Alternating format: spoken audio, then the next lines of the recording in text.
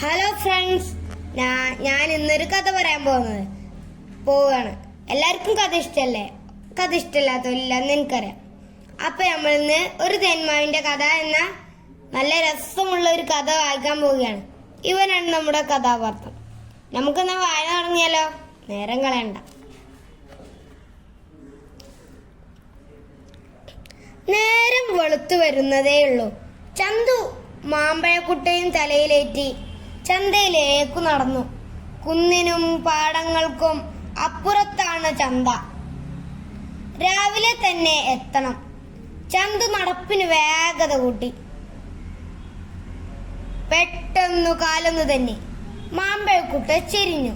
ധീം! ഒരു മാമ്പഴം ഉരുണ്ടു താഴെ വീണു. ചന്തു അത് അറിഞ്ഞതേയില്ല. അവൻ ധൃതിയിൽ നടത്തം തുടർന്നു. പിന്നാലെ വരികയായിരുന്നു കുട്ടൻ. ഹായ്! തുടുതുടുത്ത ഒരു മാമ്പഴം. അവന്റെ വായിൽ വെള്ളമൂറി. ആ കൊതിയിനുണ്ടോ? സമയം പാഴാക്കുന്നു. എടുത്ത പോടെ മാമ്പഴം വയറ്റിലാക്കി. മാങ്ങയണ്ടി വലിച്ചൊരേറും കൊടുത്തു. പാവം മാങ്ങയണ്ടി പെരുവയലാണ് ചെന്ന് വീണത്. അവിടെ നിലം പൊത്തിക്കിടന്നപ്പോൾ ഉള്ളിലിരുന്ന ജീവന്റെ നാമ്പ് പറഞ്ഞു, ഞാൻ വളർന്നു വലിയൊരു തേന്മാവാകും. പറഞ്ഞു തീർന്നതേയുള്ളൂ. അതുവഴി വന്ന എരുമ മാങ്ങയണ്ടിയുടെ പുറത്ത് ഒരു ചവിട്ടു കൊടുത്തു. തൊട്ടുപുറകെ എരുമയെ തെളിച്ചുകൊണ്ട് വന്നവന്റെ ചവിട്ടും കിട്ടി. മൺതരികൾക്കിടയിൽ മാങ്ങയണ്ടി താഴ്ന്നുപോയി. പിന്നെയും പലരും മാങ്ങയണ്ടി ചവിട്ടുമെതിച്ചു കടന്നുപോയി കൊണ്ടിരുന്നു. അടുത്ത ദിവസം മഴ പെയ്യുവാൻ തുടങ്ങി. നിർത്താതെ രാവും പകലും പെയ്തപ്പോൾ മലയിൽ നിന്നും വെള്ളം കുത്തിയൊലിച്ചു വന്നു. മഴവെള്ളപ്പാച്ചിലിനിടയിൽ മാങ്ങയണ്ടിയും അങ്ങോട്ടെന്നില്ലാതെ ഒഴുകി. മഴ നിന്നു. വെള്ളം വറ്റി. മാങ്ങയണ്ടി നനവുള്ള മണ്ണിൽ പുതഞ്ഞു കിടന്നു. കാറ്റും വീശി. സൂര്യന്റെ ചൂടുള്ള കിരണങ്ങൾ എമ്പാടും പരന്നു. മാങ്ങയണ്ടിയുടെ ഉള്ളിലിരുന്ന ജീവന്റെ നാമ്പ് പറഞ്ഞു, അതെ, ഇതുതന്നെയാണ് സമയം. ഞാൻ വളരാൻ തുടങ്ങുകയാണ്. മാങ്ങയണ്ടിയിൽ നിന്നു മെല്ലെ മെല്ലെ വേരിറങ്ങി വന്നു. മൺതരികൾക്കിടയിലൂടെ അത് ഊർന്നിറങ്ങി. ആദ്യ നാമ്പ് പൊട്ടിവിടർന്നു. സൂര്യന്റെ ഊഷ്മളകിരണങ്ങൾ അതിനെ സ്വാഗതം ചെയ്തു. തളിരിലകൾ വിടർത്തിക്കൊണ്ട് ആ ചെറുനാമ്പ് വളരുവാൻ തുടങ്ങി. മഴയും മഞ്ഞും വെയിലും തൈമാവിനെ തഴുകി. പുതിയ ഇലകൾ സമ്മാനിച്ചുകൊണ്ടു ശാന്തമായ ദിനങ്ങൾ കടന്നുപോയി. വളക്കൂറുള്ള വളക്കൂറുള്ള മണ്ണിൽ വേരൂന്നി തലയുയർത്തി നിന്നുകൊണ്ട് തൈമാവ് പറഞ്ഞു, ഇങ്ങനെ വളർന്നു ഞാനൊരു വലിയ തേന്മാവാകും. പറഞ്ഞു തീർന്നില്ല.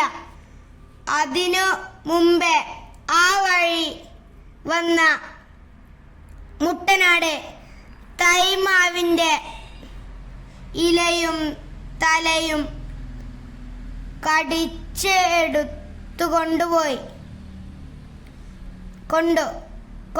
നടന്നുപോയി.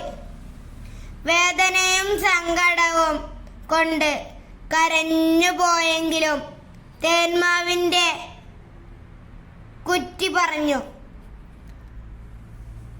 ഇതൊന്നും സാരമില്ല, ഇനിയും ഞാൻ വളർന്നു വലിയൊരു മരമാകും. തൈമാവിൻ കുറ്റിയിൽ അതുവരെ ഉറങ്ങിക്കിടന്നിരുന്ന മുകുളങ്ങൾ ഞെട്ടി ഉണർന്ന് ഇലകൾ വിടർത്തുവാൻ തുടങ്ങി.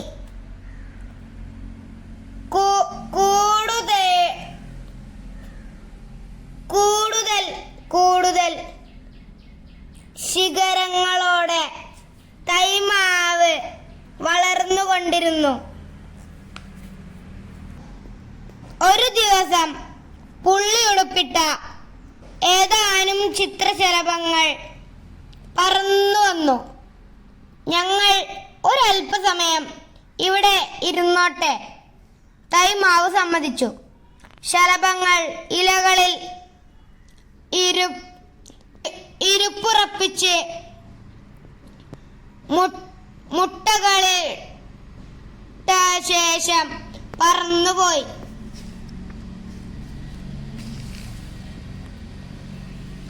ദിവസങ്ങൾ കഴിഞ്ഞപ്പോൾ മുട്ടകൾ വിരിഞ്ഞു പുഴുക്കളായി.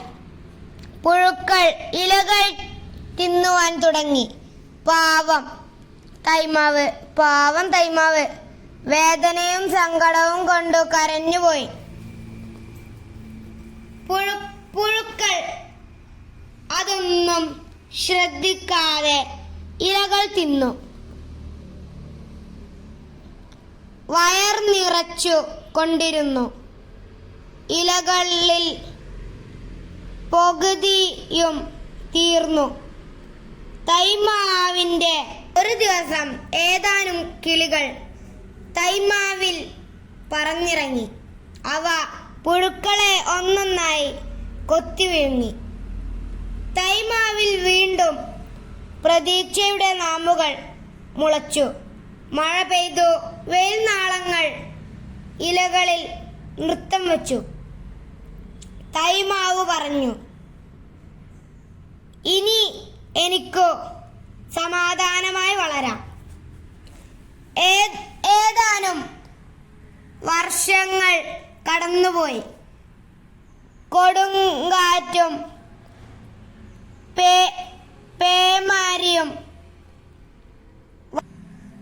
പേമാരിയും വരൾച്ചയുമെല്ലാം അതിജീവിച്ച് തൈമാവ് കുത്തുറ്റ ഒരു വൃക്ഷമായി തീർന്നു.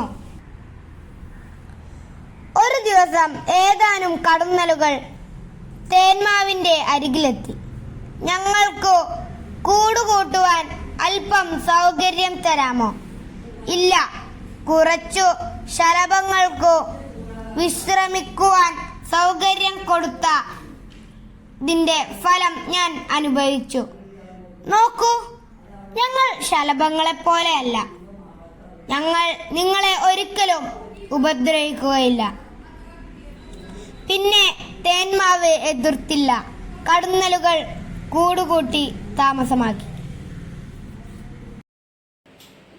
അപ്പോൾ കൂട്ടുകാരെ, നിങ്ങൾക്ക് ബോറടിച്ചോ? ഇല്ലല്ലോ. പക്ഷെ കുറെ ആൾക്കാർക്ക് ബോറടിക്കുന്നുണ്ടല്ലോ. എന്നാൽ നമുക്ക് എന്താ എടുക്കാം, ബാക്കി നാളെ എടുക്കാം. ഈ തേന്മാവിൻ്റെ കഥ നിങ്ങൾക്ക് ഇഷ്ടപ്പെട്ടു എന്ന് ഞാൻ കരുതുന്നു. നമുക്ക് ഈ തേന്മാവിൻ്റെ കഥയാണ് എനിക്ക് വളരെ ഇഷ്ടപ്പെട്ടൊരു കഥയാണിത്. നിങ്ങൾക്കിത് ഇഷ്ടപ്പെട്ടാൽ ലൈക്ക് ചെയ്യുക, സബ്സ്ക്രൈബ് ചെയ്യാം. പക്ഷേ നിങ്ങൾ ഈ വീഡിയോ ലൈക്ക് ചെയ്യണം, എല്ലാ വീഡിയോയും ലൈക്ക് ചെയ്യണം. കാരണം പാർട്ട് നമ്മൾ ബാക്കി എപ്പോഴെടുക്കുക, നാളെ എടുക്കും. അപ്പോൾ അതും ലൈക്ക് ചെയ്യും, നിങ്ങൾ സബ്സ്ക്രൈബ് ചെയ്യൂലേ? ഓക്കെ, ഷെയറും ചെയ്യും. ഓക്കെ, അങ്ങോട്ട് സപ്പോർട്ട് ചെയ്യും. ഓക്കെ, നമുക്ക് പിന്നെ എടുക്കാം അല്ലേ? Okay, bye bye.